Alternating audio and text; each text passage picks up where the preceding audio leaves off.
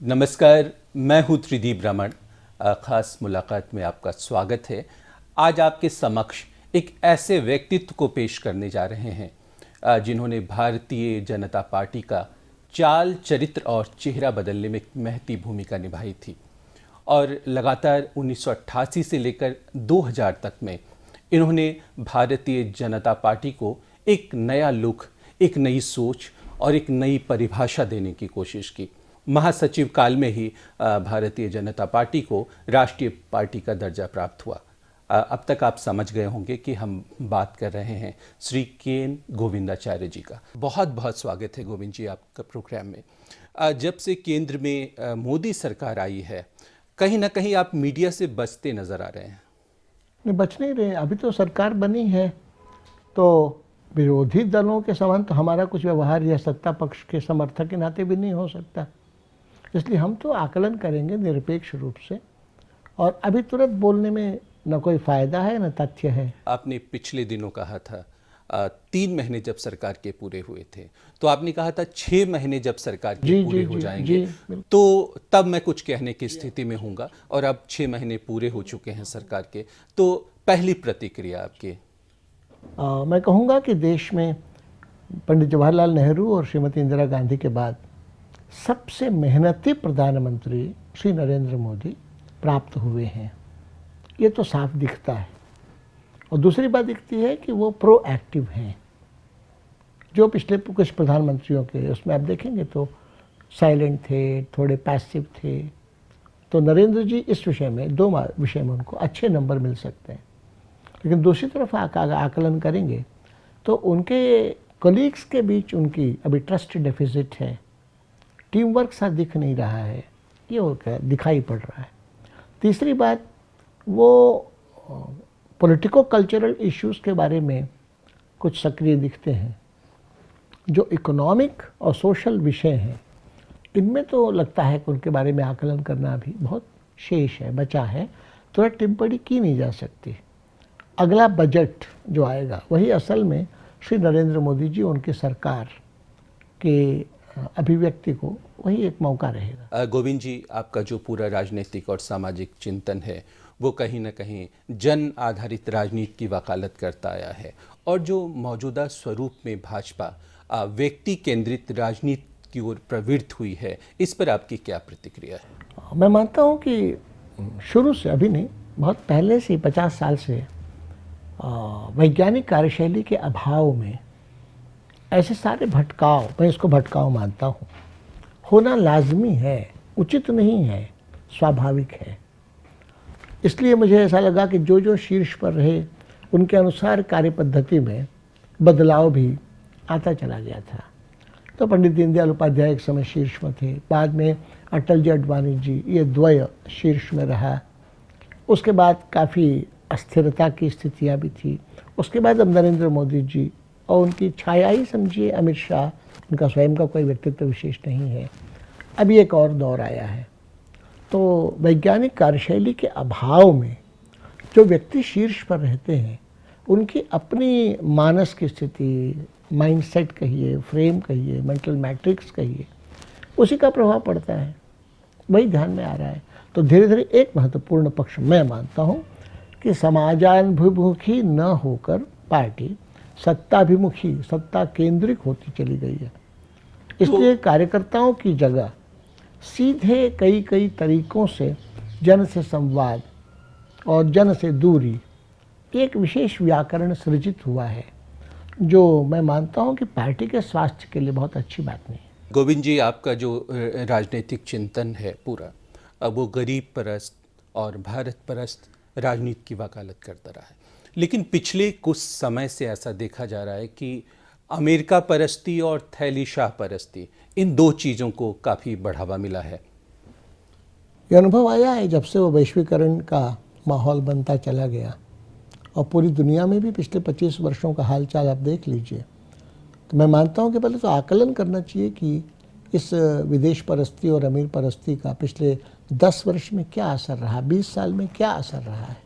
उसके बगैर उसी लीग को पीटते चलने में कोई लाभ तो नहीं होगा, ऐसा मैं मानता हूँ। और पूरी दुनिया की स्थिति पिछले 25 वर्षों में जिस तरह से विषमता बढ़ी है कि 20% आबादी के पास 80% संपत्ति दुनिया की है और 80% लोगों के पास 20%। $1 से कम की ज़िंदगी गुजारने वालों की संख्या अब 130 करोड़ हुई है 700 करोड़ में, पहले 80 करोड़ हुआ करती थी।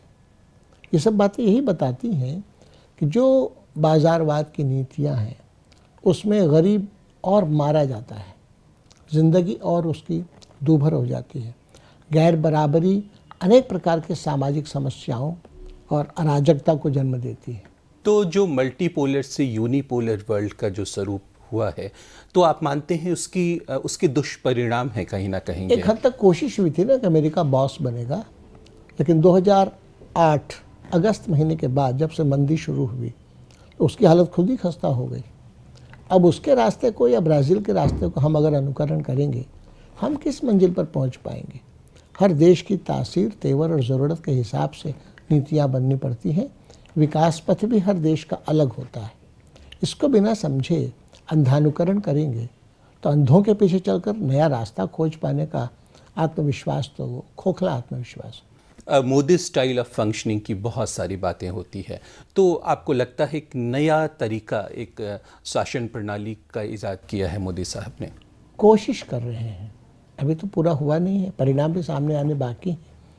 भारत बहुत बड़ा है, बहुत सी जटिलताओं और विविधताओं वाला देश है। इसमें विकेंद्रीकरण और अलग अलग क्षेत्रों की अलग अलग आवश्यकताएं समझकर नियोजन करना ज़रूरी है। होमोजेनाइजेशन, एक रूपता की दिशा देश के लिए नुकसानदेह होगी, ऐसा अनुभव भी बताता है और स्थितियाँ भी ऐसी ही हैं। आपकी जो पूरी सोच है, जो आपका चिंतन है राजनीति, उसमें पार्टी, संगठन और सरकार को पैरेलल चलना चाहिए कहीं ना कहीं। एक दूसरे में समायोजन होने से एक पहचान का भी संकट है और प्लस एक व्यक्ति विशेष के वर्चस्व का भी खतरा है। तो आपको लगता है हालिया दिनों में जिस तरह के ट्रेंड्स उभरे हैं, तो पार्टी और सरकार उसी तरफ को जा रही है? मैं मानता हूँ कि ये जो सत्ता और संगठन के समन्वय के नाम पर सत्ता संगठन को लील जाए तो किसी के लिए शुभ नहीं है। ये न संगठन के लिए और न सत्ता के लिए। ये बताने वाला कौन रह जाएगा कि जाग मच्छिंदर गोरख आया? और सत्ता का अपना स्वरूप है, अपना स्वभाव है, वैशिष्ट्य है, विकार है। तो उन सब बातों को समझकर आवाज़ देने वाला एक और निकाय आवश्यक है, वो होता है पार्टी संगठन।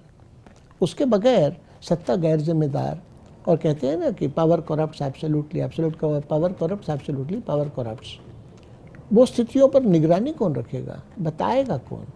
क्योंकि हर आदमी गुण और दोष का मिलाकर है। ऐसी स्थिति में सत्ता पा करके, कहते हैं ना, प्रभुता पाई काहि मदन आहि, ऐसे में अंकुश की ज़रूरत पड़ती है।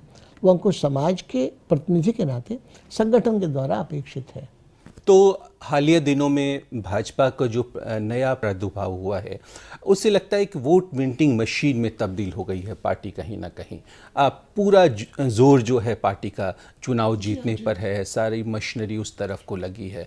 तो आपको लगता है मूल चरित्र से भटकाव है क्या ये कहीं? मैं मानता हूँ कि वैज्ञानिक कार्यशैली का अभाव जो बहुत पहले से है, उसी का एक नया रूप रंग अभी भी है।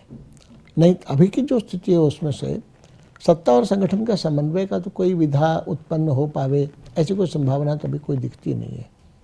और ऐसा लगता है कि नहीं, सत्ता में जब पार्टी आ जाती है तो संगठन क्या करे, ये एक यक्ष प्रश्न है। इस यक्ष प्रश्न का उत्तर पहले भी नहीं था। 1997 तक कुछ खोजने की कोशिश हुई थी, बाद में पार्टी में वो कोशिशें भी बंद सी हो गई, ऐसा मुझे लग रहा है।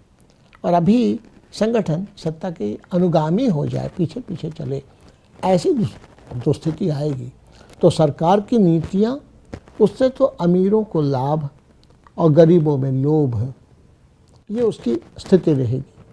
ऐसी स्थिति में जागरूक करने, चेतावनी देने, संभालने के लिए जनाभिमुखी संगठन भी तो होना चाहिए।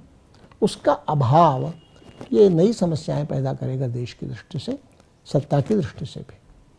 जो एक मार्गदर्शक मंडल बना पार्टी के अंदर, गनीमत है कि आप पार्टी में नहीं हैं, नहीं तो आप भी 71 साल के हो गए, आप मार्गदर्शन मंडल में होते। तो कितनी भूमिका है लग रही है इसकी? नहीं, मैं तो मानता हूँ कि वो केवल श्रृंगार भर है, उसमें अहमियत कहाँ रहेगी, क्योंकि पार्टी में ऐसी कोई व्यवस्था तो है नहीं। मार्गदर्शक मंडल की भूमिका क्या होगी, मार्गदर्शक मंडल का मार्गदर्शन नहीं मानेंगे तो क्या व्यवस्था संगठन देगा या सरकार देगी। इन सब बातों के अभाव में ये केवल एक शब्द जाल को छोड़कर कुछ नहीं कह सकते। यह विरोधी स्वर को दरकिनार करने की एक पूरी प्रक्रिया, एक पूरा प्रोसेस विरोधी स्वर तो इतना कमज़ोर है, विरोधी दलों का भी स्वर बहुत कमज़ोर है, और संगठन में बैठे लोग और साथ के जो भी सहकारी होंगे कैबिनेट में, मैं उनकी ओर से भी कोई बहुत, जैसे तुलसीदास ने एक बार कहा था ना कि भाई बेबाक होकर कहें, ऐसा राम ने अपने साथियों को कहा था, बिना भय के अपनी बात कहिए। इसमें ट्रस्ट की आवश्यकता ज़्यादा है, शेयरिंग की आवश्यकता ज़्यादा है। इस दो तत्व को और बढ़ाने की ज़रूरत है सरकार में, ऐसा मुझे लगता है। तो कई मंत्री हैं जो बेधड़क अपनी बात कह रही हैं। साध्वी निरंजना ज्योति ने जो कुछ कहा वो बहुत सोच कर कहा हो या कह के सोच रही हो, बात अलग है। मैं मानता हूँ कि पहले बोलते हैं, तब सोचते हैं कि क्या बोल गए, फिर अपनी बात से पीछे चले जाते हैं। होना तो उल्टा चाहिए, तो सोचे तब बोले, सोचे तब न बोले, ये भी अच्छी बात नहीं है, और बोले तब सोचे, ये अभी की स्थिति दिखाई पड़ी। कई बार तो ऐसा भी होता है, बोले तब भी नहीं सोचते कि क्या हो गया, वो और ख़राब स्थिति। तो अडवाणी जी की जो वर्तमान पोजीशनिंग है पार्टी के अंदर, उसके बारे में आपकी क्या राय है? मैं बहुत दूर हूँ, पोजीशनिंग कुछ है भी ऐसा मैं देख नहीं रहा हूँ, इसलिए उनकी कोई निश्चित लक्ष्य हो, निश्चित सोच हो। अब मैं समझता हूँ कि ठीक है, वो एक वरिष्ठ के नाते से हैं, वो ऐसी स्थिति धीरे धीरे बनेगी कि आदर सब कोई करेगा या सुनेगा कोई नहीं। ऐसा कई बार परिवारों में भी हो जाता है। एक सशक्त विपक्ष का कांग्रेस को इतनी कम सीटें आई, तो कहीं ना कहीं वो चुनौती नहीं मिल पा रही है सरकार को। तो जिस तरह जनता दल के पुराने जो मित्र दल हैं सभी इकट्ठे हो रहे हैं, मुलायम सिंह, शरद यादव और तमाम लोग मिलकर आज दिल्ली में एक बैठक भी हो रही है, तो आपको लगता है ये सब एक प्रभावी विपक्ष की भूमिका में अवतरित हो पाएंगे? अभी तो बहुत खराब स्थिति नज़र आ रही है, विपक्ष शून्य सरकार, इसलिए यूनिपोलर पॉलिटिक्स की स्थिति है।